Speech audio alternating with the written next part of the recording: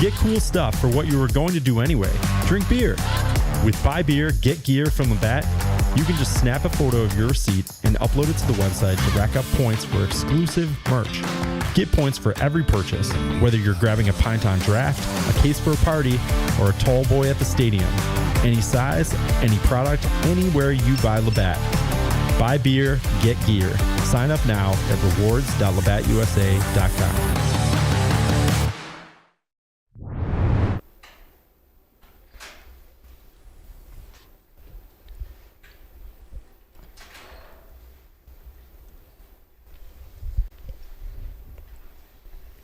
Welcome into Newhouse Afternoon. It's Drew Alba alongside Milo Hoffman. Milo, let's jump right into it. Syracuse beats Cal last night in one of the craziest games of all time. But first, how you doing? Unbelievable, Drew. I'm doing very well on this Thursday afternoon here on the Hill. But yeah, you talked about it. One of the more entertaining games that I've ever watched. I mean, so much happened. Not one overtime, 2 overtimes. The lights went out. I know you were inside the dome. Wild hack just happening to announce his retirement. A wild Wednesday. That should be the title of what it was. Wacky. So much happened. I know you were inside the dome for that men's basketball game. What happened during that sort of light switch? The lights went out. They didn't switch. They fully got turned off, right? I'll tell a little story. Yeah, tell a story. So, we get to the dome. First half is good, but it's kind of just a whatever, right? It's tied at the half. We know it's going to be a close game. And before the game, it was all about the fans not showing up. Yeah. Yes, the student section was not even close to filled. It was probably a third of the way filled in the lower section. It didn't even, wasn't even close to reaching the upper section. Yeah. And the last few times I was at the dome, the Syracuse, student section was filled to the upper bowl. Mm-hmm. Not yesterday. And then throughout the rest of the dome, it was also maybe 50%, 40% capacity. Yeah. It really was not much. However, the fans got loud and kept on getting louder as the game progressed. And the big reason why was, yes, because of how close the game was, but the atmosphere when the lights went out kind of amped everything up. And once again, this is what happened. Second half. Yeah.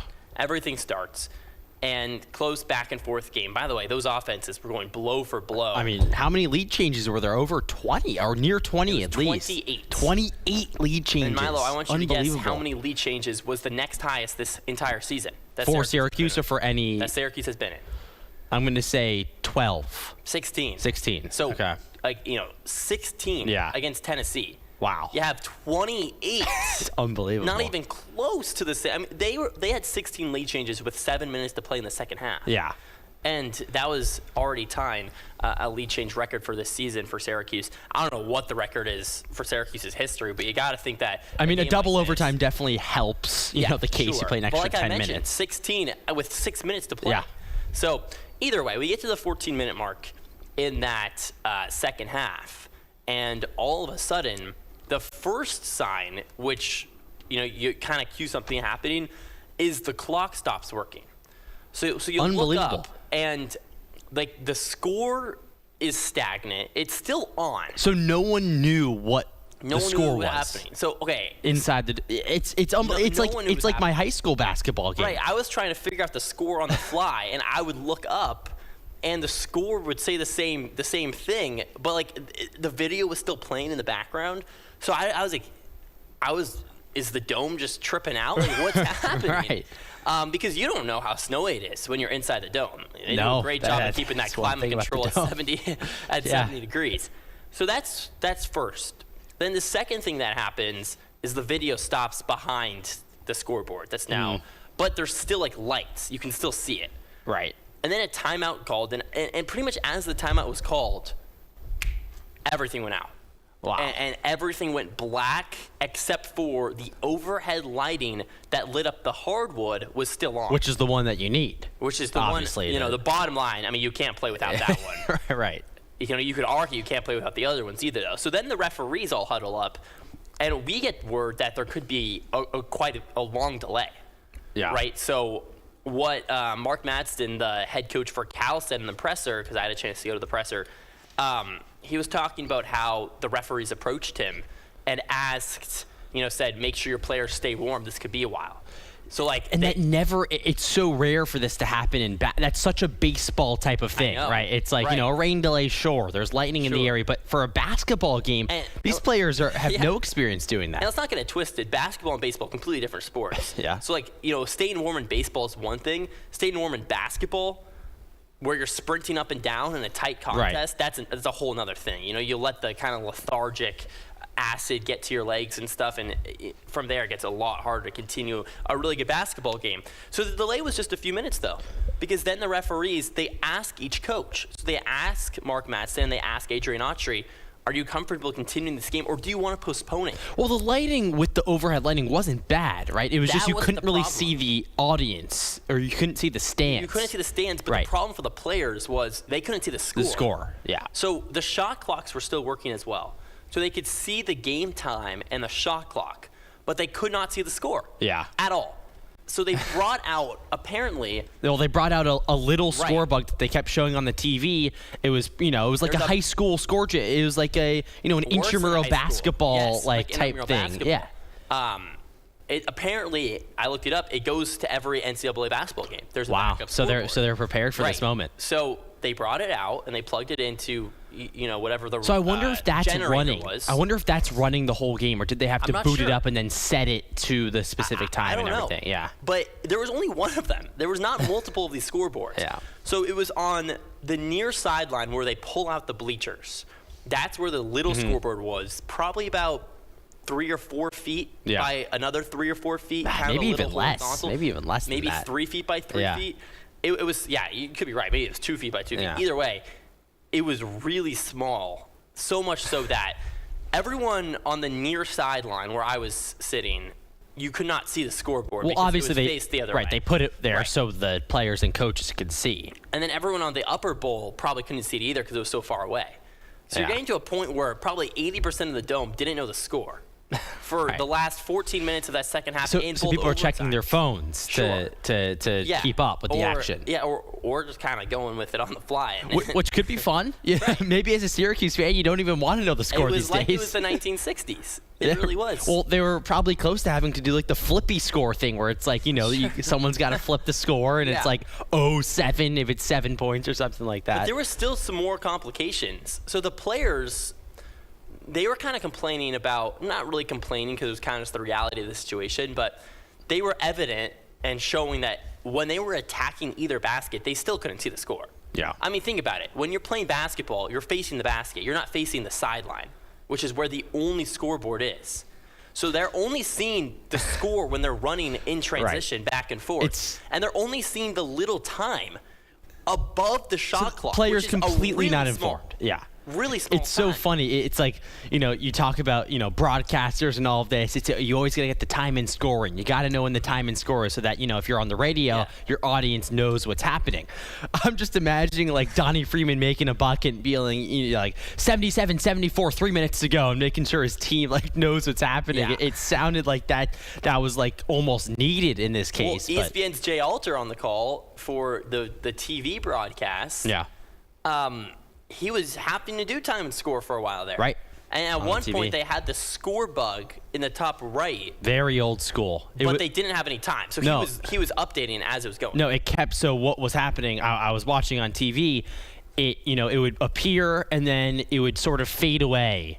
For 10 seconds, then appear and whenever I see footage of old games, whatever sport, basketball, baseball, that's how it was. It was like you'd have the score bug, it would be like 7-1, I don't know, second inning, it would fade away and then it would come back and then it would be like 5 points different. Exactly. Yeah. And he was updating as he was going. So, anyways, we're at like the 14-minute mark here. We played this way for a while, and I forget when, but I think it was at some point in overtime after crazy defensive stop by Syracuse after, by the way, with 20 seconds left. People forget J.J. Starling traveled to really give bad Syracuse turnover. the lead. Yeah. That was inexplicable. Kind of just walked with the ball. You kind of thought it was going to be a recycling of everything that's happened before. Yes, but then you lock down and you get a defensive stop. Then at some point, the overhead lights did go out.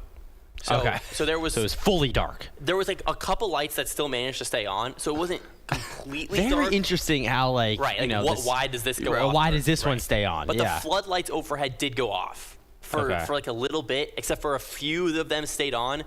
But there was a moment where they would have not been able to play, but that was sorted out within 20 seconds. So you keep going through both overtimes, and then at the second overtime, you start to slowly see things come back to life. So it all came back after the game was over. Not all of it. Okay. Not all of it. So Trying to keep up. Right. At the court, the advertisements that surround the court, they were the first to turn back on. And they put the time and score up there at some point.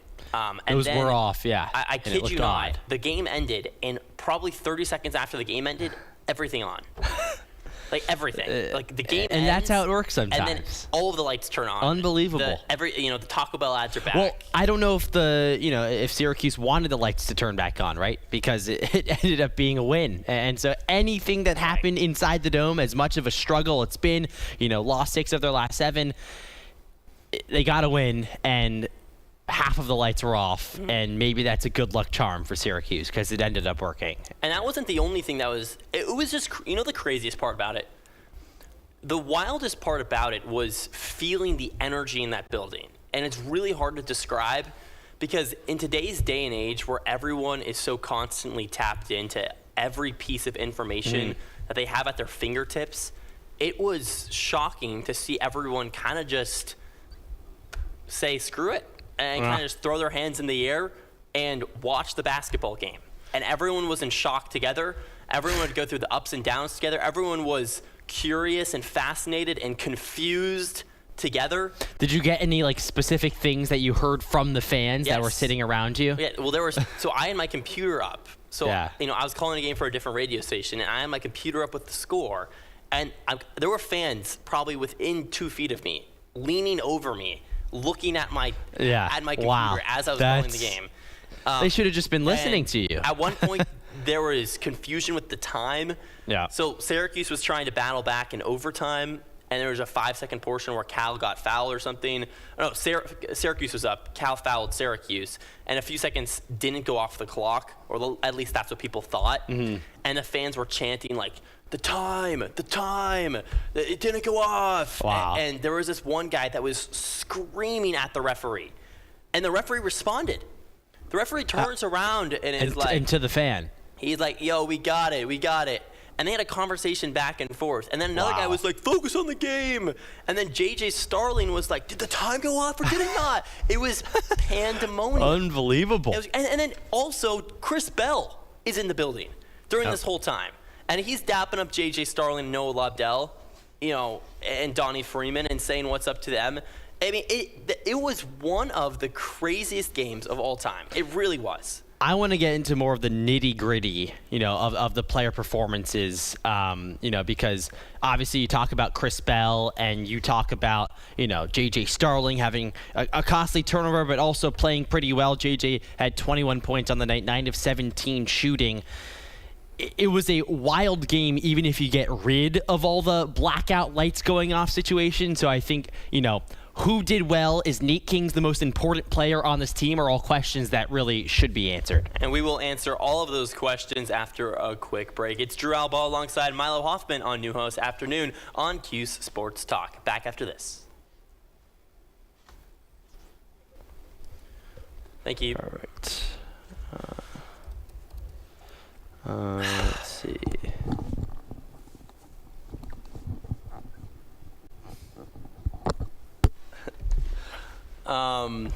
My good friend Dan, who was not at the game but had a piece doing a post-game show, and they were shocked as well. Yeah, everyone was shocked. It was pure shock around the 3-1-5.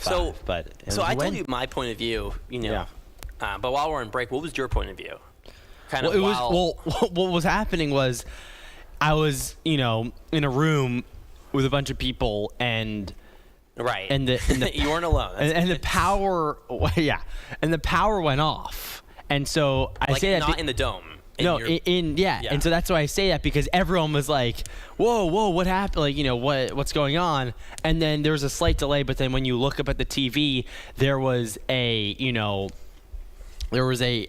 flicker on the telecast, and then the sound turned off, but the TV never fully turned off. It was always the sound. So it was just watching the game. The score bugs were gone for a little bit. But yeah, it was cool. It was entertaining. It made it very entertaining, to say the least. I don't know where you were located, but could you see what the weather was like outside? It was a blizzard for sure. Because when we It was left, snowing. I say this because we left the dome and it was not that bad. Yeah. We left and the snow was kind of just falling at a constant rate, but there was no wind or anything. So. Yeah, no, it was snowing. It was snowing, and that probably is the reason why this all happened. I mean, you have to imagine. We're not any meteorologists over here. Sometimes some crazy wind too. There was no wind when I left. So. But it's really interesting because this happens around the dome. The dome is probably the most prepared facility in all of sports to deal with things like this. And it still happens. Yeah. And shout out the extra scoreboard that they have backup. That thing was probably like, oh, this is my moment. Shout out the radio. Yeah, shout out the radio. It's a reminder to everyone. It's a reminder to everyone that keep funding your radio didn't go out at all. Radio was fully on the entire time. Big win though. Big win for the Orange. And we'll talk more about it. And yeah, it's for anyone listening on Twitch, feel free to interact in the chat room. There is let your opinions be heard. Oh yeah. SU with the win over Cal yesterday, and Chris Bell, obviously, he was the storyline coming in. Yeah. And he had his moments for sure. Every time it was like Cal had a couple chances to like win the game, and it was like, is Chris Bell actually going to do this? Oh, I was. If that would have happened, that would have been hoping for unbelievable. I really was. Yeah. Oh, I know you wanted the call. What were you going to say? Like something about his old stomping grounds or something. Chris Bell. As Chris Bell returns to his old stomping grounds and stomps out the Qs. I don't know about the double stomp. No, I think it's good. Chris Bell crashes the party in his old home. Revenge is best served cold. Chris Bell. Yeah, but Chris Bell, is he cold? Well, it's because like outside. Yeah, it's true. It's true. Maybe. When the lights turn off, the stars shine bright. J. Starling, the game winner. Yeah.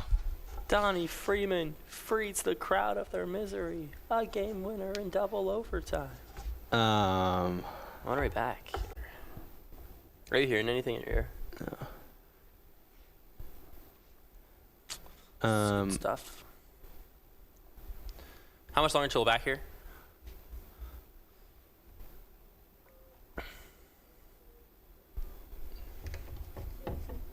Okay. Perfect. Thank you.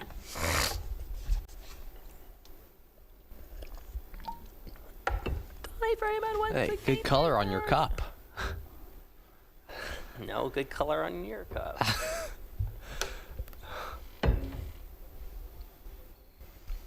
I'll bring us back.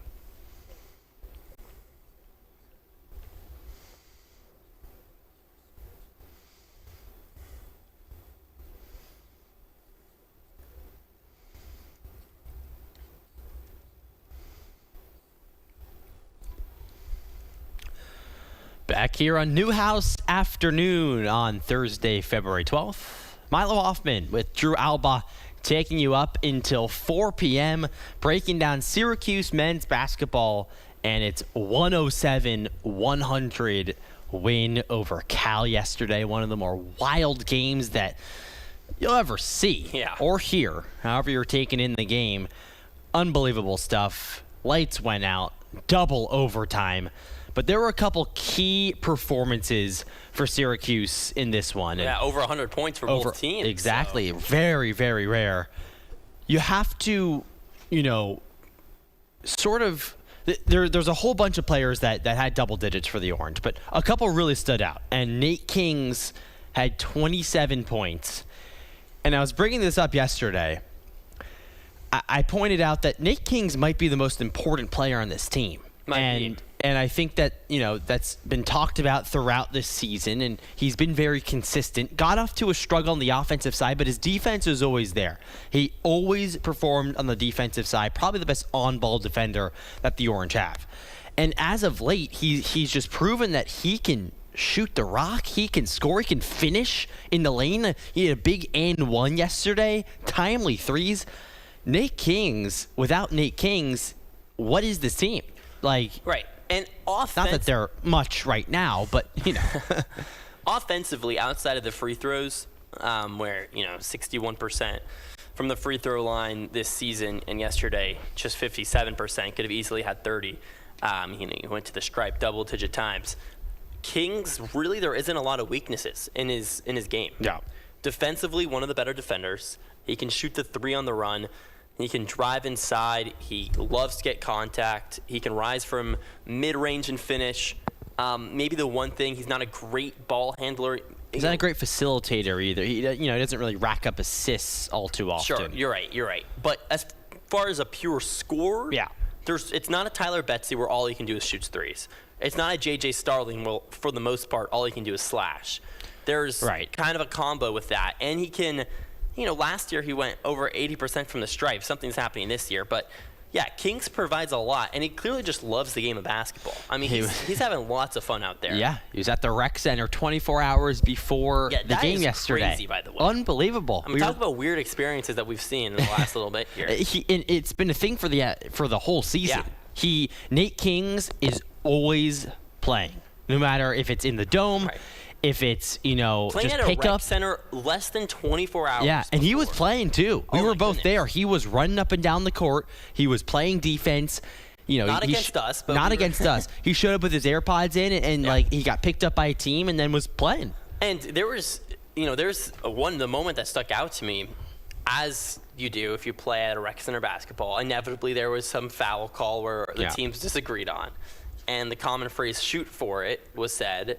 And Kings volunteered to shoot for it.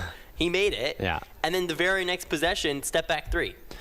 And that's another thing about Kings. You talk about the step back three. Against a random Syracuse student. He is so comfortable shooting off balance. Usually off the catch and shoot, though. The amount of times that he rolls off a screen, top of the key, left wing, and he shoots off balance, twirling away from the basket is impressive. And Adrian Autry have said that that's the shot he likes for Kings.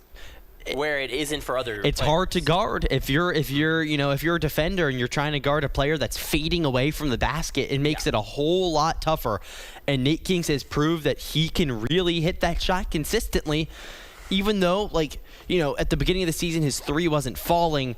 Everyone knew this was Kings. Everyone knew this is what he brought to the table, and now it's really clicked. And he wasn't super efficient. He finishes 57% from the field, which is good. That's really good. Which is good, but Very good. 37% from three. Again, good. Not bad. No, not I'm bad. saying it's good. Yeah. I'm saying, but he didn't blow you away as far as his efficiency. But he plays for 44 minutes. He doesn't turn over the ball, and he did what he needed to do. I think that's honestly the more impressive part. Actually, you talk about the fact that he didn't blow you away shooting from the field.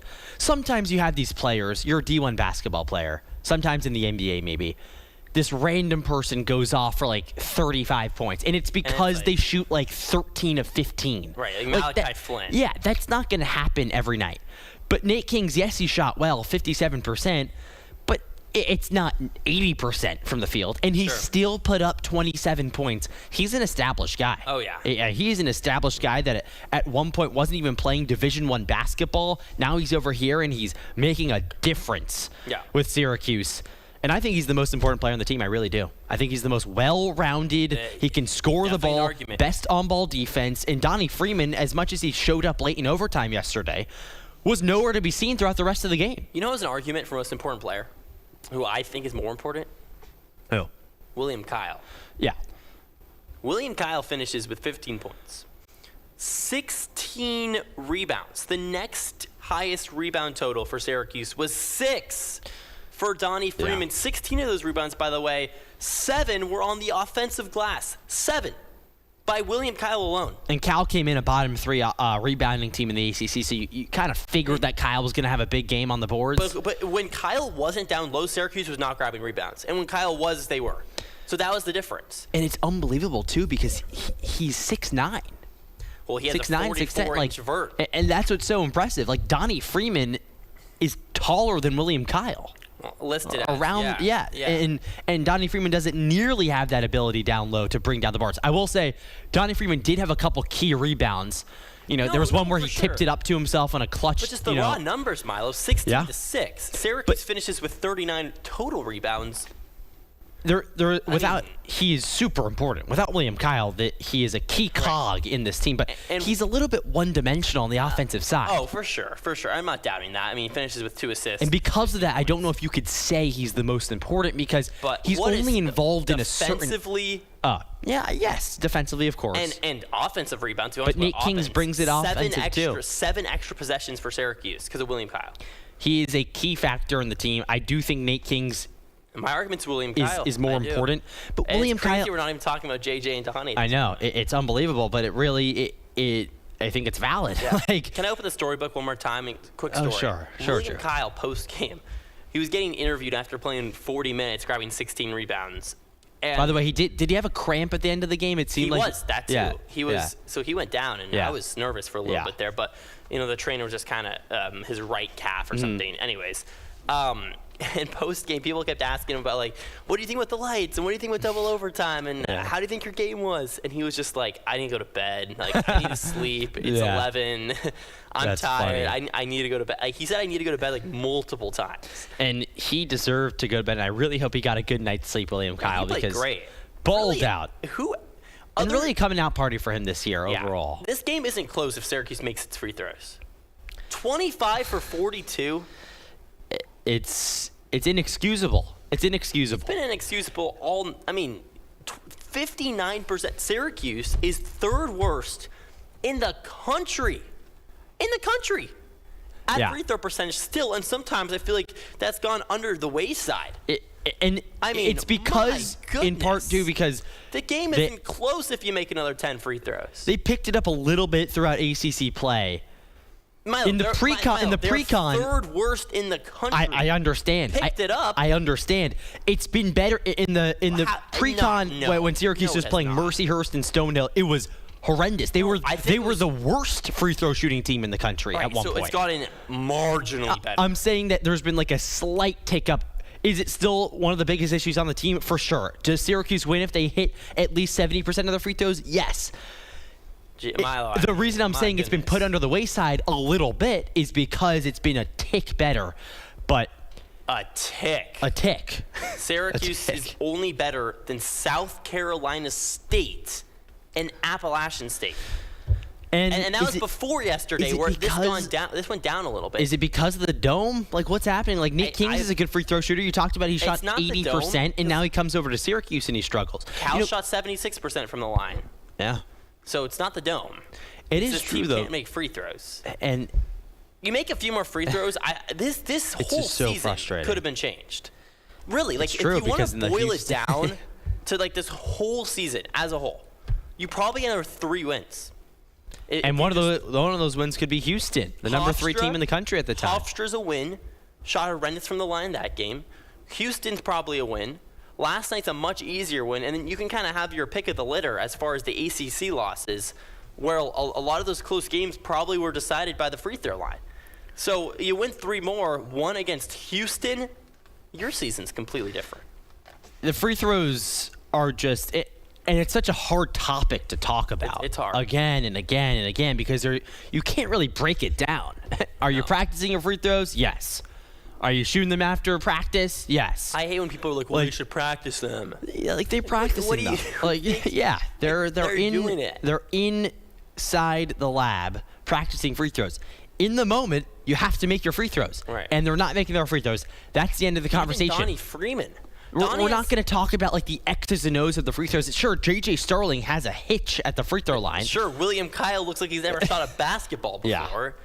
There was multiple times Cal was intentionally fouling Kyle. Did you notice yesterday, by the way, Donnie Freeman, he had more arc on his shot. From the free throw line, way more arc than I've normally seen. I mean, it was up there. It was touching the dome overhead lights. Donnie Freeman was coming close to knocking those things out, too. Or lack thereof. Yeah. Exactly. Yeah, Freeman was really, really bad against Cal. Not sure. I'll look and find 3 for 8. 3 for 8. He was 1 for 6 at one point and made his last 2. Yeah. That is inexcusable. I mean, there's really no other way to put it. I mean, Notre Dame, who's 5 for 9 as well. Yeah, and he has a pretty shot. Donnie's He does. Shot looks He has a good shot. William Kyle and Starling, you could show an 8-year-old basketball player, hey, does this guy have a good shot? And they could probably say, yeah, they're probably not going to make a lot. Right. You show that same 8-year-old Donnie Freeman at the line and don't show the result of what happens at the free throw mark, and the 8-year-old probably says, that probably goes in 80% of the time. And that should be the case, but it wasn't. I will say Donnie Freeman did bounce back in overtime. And he's been a 75% shooter this year. So yeah. It was a talking point throughout the game, though, that aside from the free throws, Donnie Freeman was going to disappear again. I mean, he had, 5 points against Virginia. It seemed like the Cavaliers' game plan was just to completely take Donnie Freeman out. I mean, he couldn't finish. It was just a nightmare. And it was going that way against Cal yesterday, too. Mm-hmm. But somehow he finishes with 16 points, 50% from the field. He made a 3. He brought in 6 rebounds, no assists from Donnie Freeman. But he did sort of salvage a decent game. Without overtime, this is not the case. But he showed up in the extra periods. But he was going towards another game in which Donnie Freeman just doesn't show up. Freeman had 5 points up until a couple minutes left in the regulation. So, yeah, Milo, really quick before we end this basketball discussion, kind of just want to look ahead quickly. So you got SMU.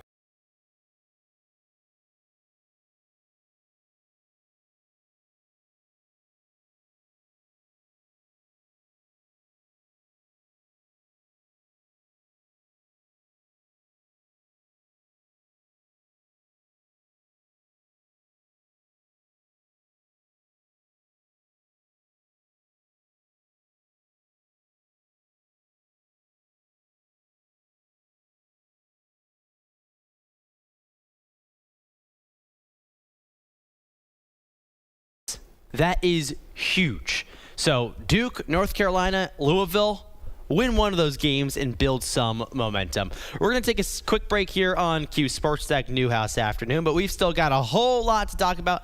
Just about 30 more minutes left in our show. Don't go anywhere. It's Newhouse Afternoon.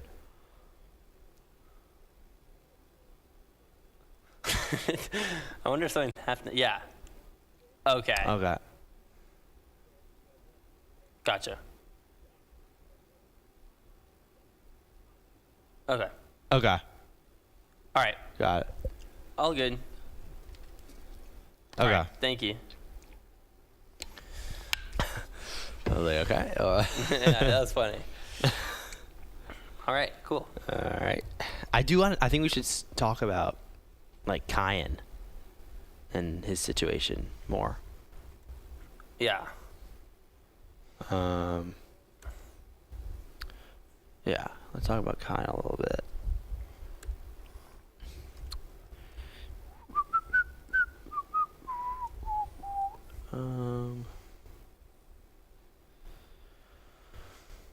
Okay.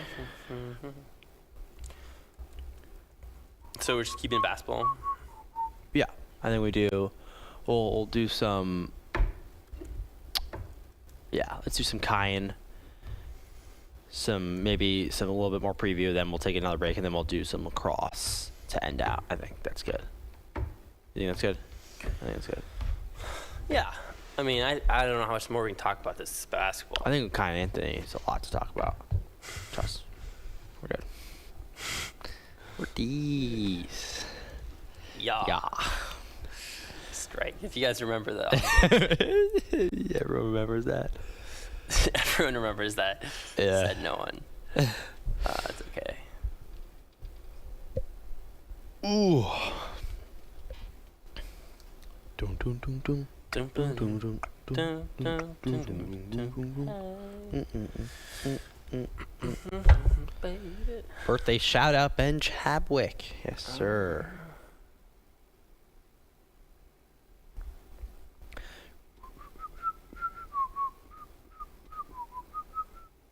I'm so happy I found my ID.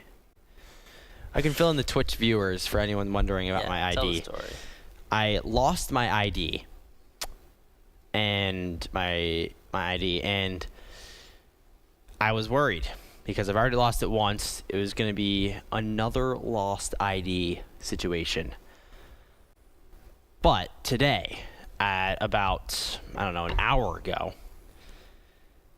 a good friend named Jake Bowen calls me and he says, I found your ID in a garbage can. Oh, brother. And I was just so happy and joyous because losing your ID is no fun. No fun at all. And so how to get in the garbage can? I don't really know, but we got it. So it was on the top of the garbage can. So it wasn't in the garbage can. I probably should have specified that. It's a big Someone probably put it there. big detail. Yeah, Jake Bowen is not, crawling around the garbage can, just to clarify that. Jake Bowen's out there watching, Yeah, very, very valid, question. But I think it was propped on top, and so he found it, and it's back home. Nice. So, Nice. big stuff. Huge for the program. Yeah. Big for the program.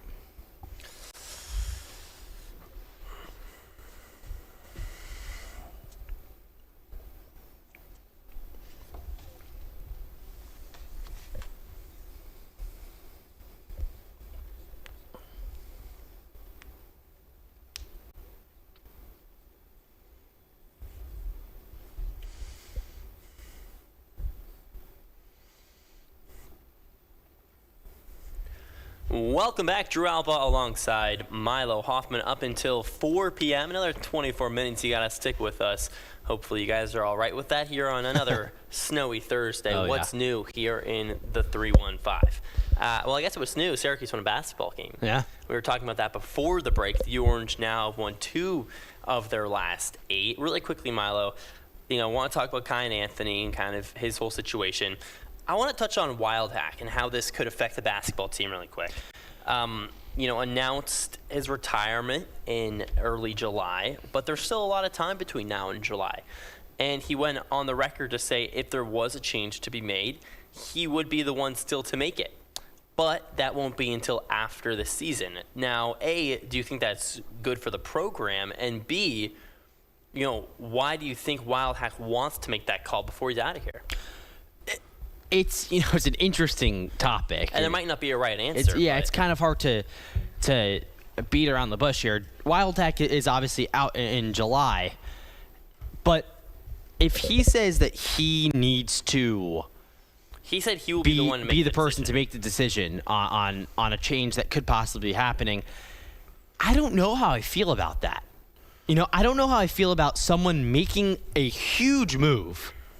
The biggest for move you a could do team, for a program. right? For a team that he would not be associated with next season and going forward in the future. I mean, it's kind of like doing this monumental change and then leaving and then not having anything to do with it. So therefore, your mindset when you're making the change is not going to be as locked in. Like personally, that's just how it works. Yeah. If I was to go out and make a change for something or make a decision for something that I know I wouldn't be a part of going forward, I would subconsciously not be, at my best self, because I know that, okay, well, I'm not going to be involved with this. And I'm not saying that's going to be the case for John Wildhack, but I do think that it's fair to a program to, if there's going to be such a change as an athletic director, which there will be, to make a change on an outlook of a basketball team or a football team or any team. The new person that's going to be in charge should do that, I think. And I think that's a fair, assessment of the situation. I agree. I think that Wildhack is going to make the right decision regardless. And I think he cares about this program enough where you have to understand that regardless of him being out in July, I think he's going to do everything he can to make the right call, whatever that may be. At this point, you got to start to wonder, is there a chance Autry stays? He said he's going to stay till the end of the season, of course. He owes it to Adrian Autry. And I'm saying is there a chance Autry stays? Yeah, no, I know. another year? I'm saying Wildhack said, like, Autry will be here for the rest of the season. He confirmed that yesterday. I think that Autry, I mean, there's always a chance. Nothing's set in stone right now. Nothing's for sure. Nothing's official. He's going to end out this season. Picked up a big win last night. You want to try to keep stacking wins. Listen, if Adrian Autry somehow, some way leads this team into an ACC tournament run, then you're looking at a completely different situation, right? Then you don't want to There's going switch to be plenty anything. of people that still think the right move would be to change. Yes, but there'll be plenty less people that also think that. So, barring a run, which is going to be hard. What do you mean? If Syracuse somehow makes You're a saying run if to the they win ACC tournament championship game, I don't think if they miss March Madness, I don't think anything changes. I agree, but expectations do You're right. waver. If Syracuse wins the ACC, I agree. Right, because then they're in. But if you miss March Madness, like that was the expectation. It's And true. if that doesn't get met, I think ramifications have to be made. And the odds that they make a run in the ACC tournament are extremely low.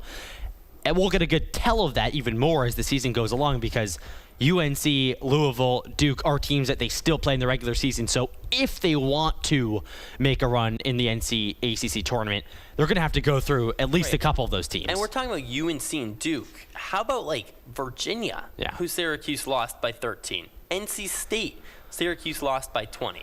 I mean, these are good teams too. Clemson, like these Good teams. These teams Syracuse are going to be underdogs in. And you Ev- start to think like, every is there a single game chance almost. Syracuse can beat Clemson? Yes. Is there a chance Syracuse can beat Clemson and NC State? Is there a chance Syracuse can beat Clemson, NC State, and Duke? It's, you know what I mean? And Yes. all of those, you can't just have one upset. You need to stack upsets. How hard is it to stack upsets? Once you get into a Borderline groove, impossible. right? But once you get into a groove, you catch fire. It gets easier. You know, you start, The light at the end of the tunnel is a matchup with UNC or Duke. and that's the situation. You have Right. to accept No, the situation. You're it's not right. going to run into a Virginia Tech in the ACC tournament championship game. Probably not. That would be nice. So, like, you have to start making it a one half, or maybe even 10 minutes, 10 minutes, 10 minutes. Right. You have to play your game. This team proved, and I know it's crazy, and I'm kind of laughing at myself for even saying this, but this team proved I'm probably going to laugh too. that, you know, In Vegas, they kept it close against teams in Vegas. wow, that was minus 500. And the team is the same. If I hear about Vegas one more time, I'm going to lose it. But my the headset point- might come off. But Drew, I my don't point care here, about what happened my in point Vegas here is in that they November. proved that who is they? the team, they proved that they at least have Did they some prove sort they of can go capability. over 3 in Vegas? What, they Tennessee, they beat proved Tennessee. They lost 3 times in Vegas. They beat Tennessee. Won by 25 points Listen, to Drew, Iowa State. They beat Tennessee. That is an established NCAA And tournament a week team. later, they lost to Hofstra. Okay, but at least they proved that they Don't can give me the take hand. down the big a big team. I And they understand. prove that they can show up and keep games close.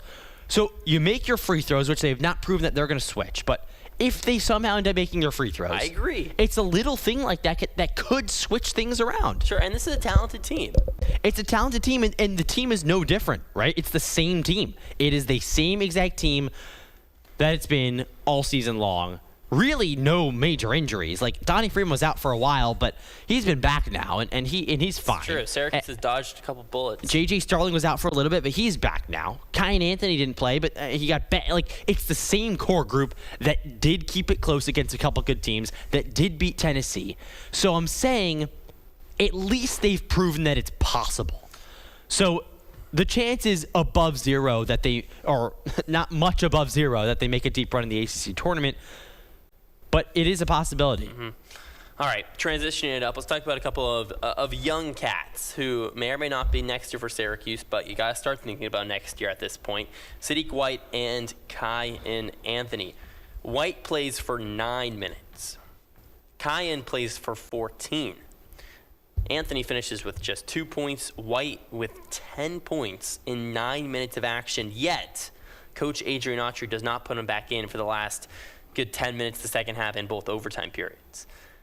Why do you think that is? Because in my mind, Sadiq White was playing great. I mean, there was a few minutes there where White was jumping out of the building, slam dunks out the wazoo. Nathan George threw it off the backboard at one point, and Sadiq White could have done a 360 before he dunked it. That's how much airtime he got.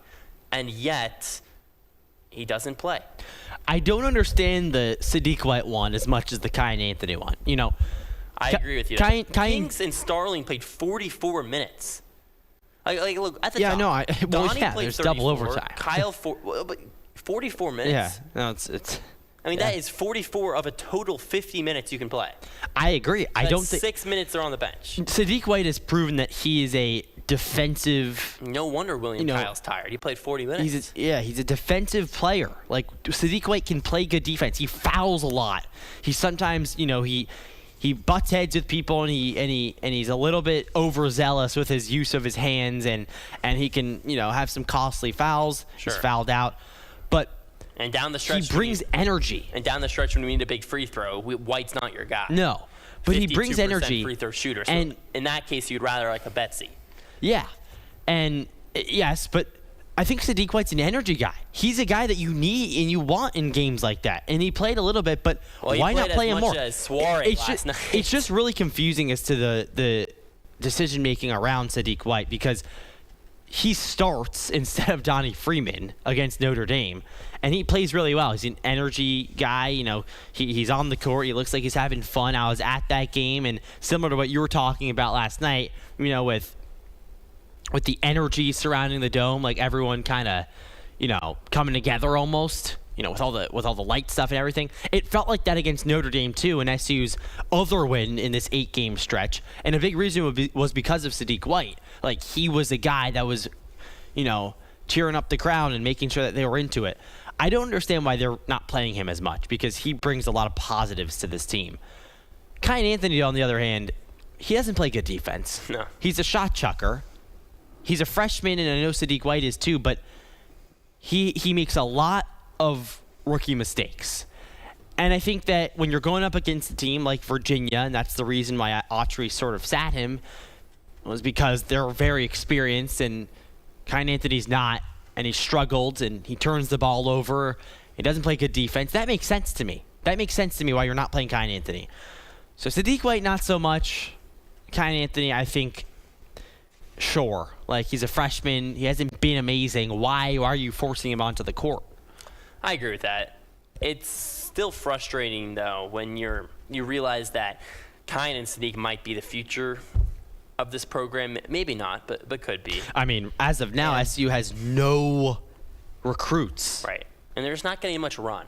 They're not getting much run. Yeah, it's not it's not good for the future.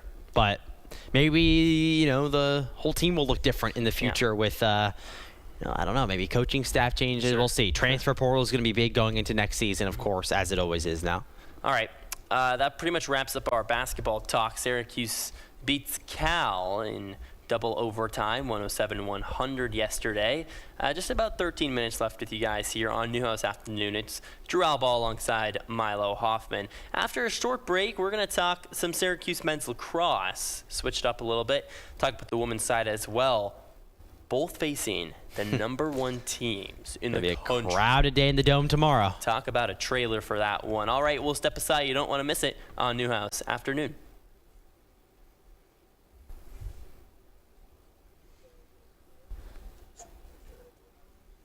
No. Oh.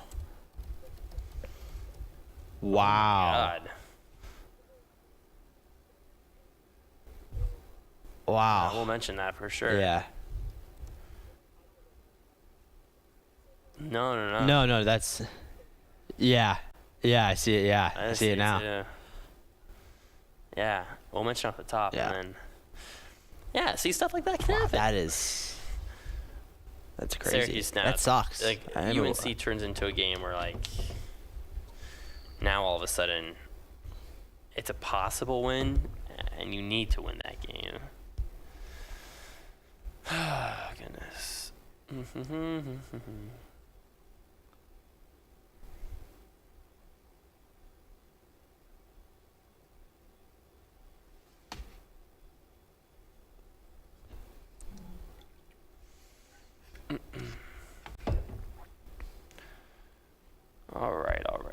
10 minutes remaining.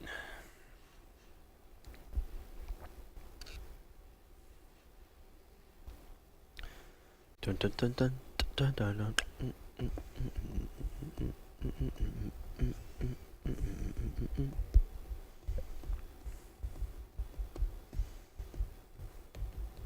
Wow. Yep. Oh, with the Rajans, school announcers. Wilson, the star freshman for North Carolina, out indefinitely. There you go, everybody. For all who it may concern. Have you seen the guy that supports Manchester United that doesn't cut his hair? No. You haven't seen that? No, who's that? He needs to, before Man U wins 5 games in a row, he's not going to cut his hair. Really? Yeah. This is where Did he's you see at. that Cade Look Cunningham just purchased a minority ownership in the Texas Rangers? Oh, wow. That's funny. And it's now like a 2% chance this season it could happen. They won Wow. 4 straight, and they tied their 5th. People taking pictures of us. Oh, yes, there we are. Hey, everybody, there we go. Newhouse afternoon. They Yeah. were like taking pictures of us like we were like Like these animals. animals? Yeah, I know. It is really like Like we're in like an aquarium. Yeah, here. exactly. Why are there so many people? There's so many people all like waving. Now we got a tour guide. We gotta like flip the camera at this point. There's people down, I know. up. Here on Newhouse afternoon. There's just so many people. Now I feel like we have to like do something extra special, you know? Like what? Like a backflip or something. Right. Like just get on the table and spin. Yeah. No, you gotta stay within yourself in moments like this. Wow, you're really bouncing back and forth here. Love for the game. Well, when you really think about it, radio is probably a good amount of people all listening to you at once. Yeah. And you don't think about it, but right now we're in like that. It's like What are you talking about right now? You were just yapping. yapping away on Yapping Newhouse afternoon.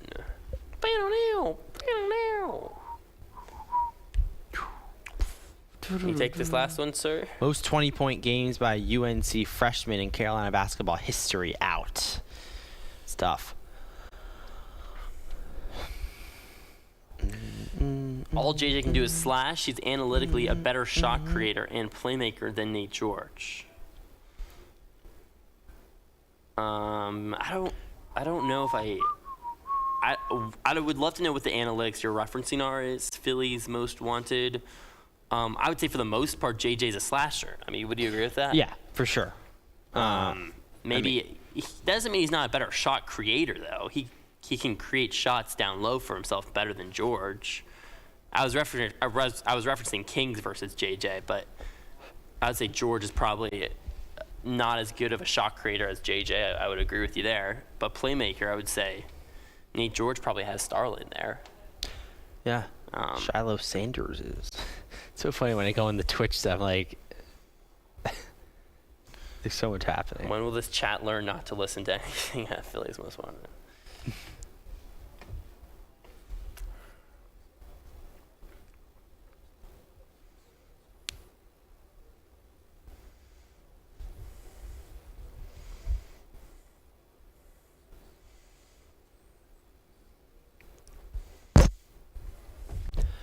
Wrapping up shop here on Newhouse Afternoon. Milo Hoffman and Drew Alba with you for about 7 more minutes.